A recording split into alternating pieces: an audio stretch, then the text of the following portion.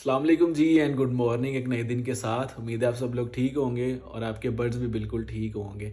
आज की हमारी वीडियो जो है वो छोटे चिक्स से रिलेटेड है। छोटे चूज़े हैं, वो ख्वाह आपने घर में रखे हैं या आपने कमर्शियल लेवल पे रखे हैं, उनका केयर करना जो है पहले दिनों में, शुरुआती दिनों में बहुत ज़्यादा ज़रूरी होता है। क्योंकि अगर आपके बर्ड्स शुरुआती इस पहले से 2 से 3 हफ्तों में अगर अच्छा ग्रो कर जाते हैं, बीमार नहीं होते, आप उनको महफूज रखते हो, आप उनकी ब्रूडिंग अच्छी तरह से कर लेते हो, तो फिर आने वाला जो उनका वक्त है उसमें आपको मुश्किलात का सामना नहीं करना पड़ता।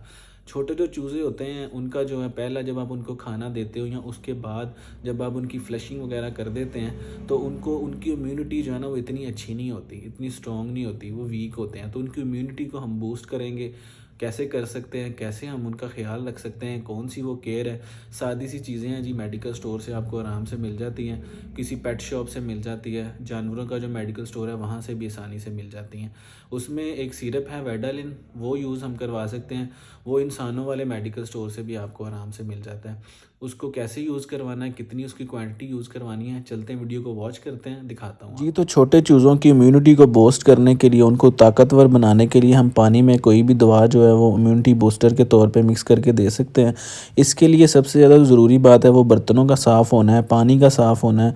आप बर्तन अच्छी तरह धोएँ और पानी को अच्छी तरह पुन के, छान के, उसमें कोई किसी किस्म की फंगस या पाइपों में जो कोई गंद वगैरह होता है या बर्तनों में कोई काई वगैरह या इस तरह की कोई चीज़ जम गई हो, तो उसको बिल्कुल आपने साफ़ करना है, धूप में खुश करना है। क्योंकि चिक्स जब छोटे होते हैं तो उनका इम्यूनिटी सिस्टम जो है ना वो बड़ा कमज़ोर होता है, उसको हमने ताकतवर बनाना होता है। उसको ताकतवर बनाने के लिए हम इम्यूनिटी बूस्टर यूज़ कर सकते हैं, लाइजोविट यूज़ कर सकते हैं, इम्यूनाइज़र यूज़ कर सकते हैं, वेडालिन यूज़ कर सकते हैं। ये बहुत सारी चीज़ें जो है ना वो मौजूद हैं। मिसाल के तौर पे अगर हम इम्यूनाइज़र यूज़ करवाते हैं अपने चूज़ों को, तो उसके लिए 5 लीटर पानी में 1 सीसी इम्यूनाइज़र का आपने इस्तेमाल करना है।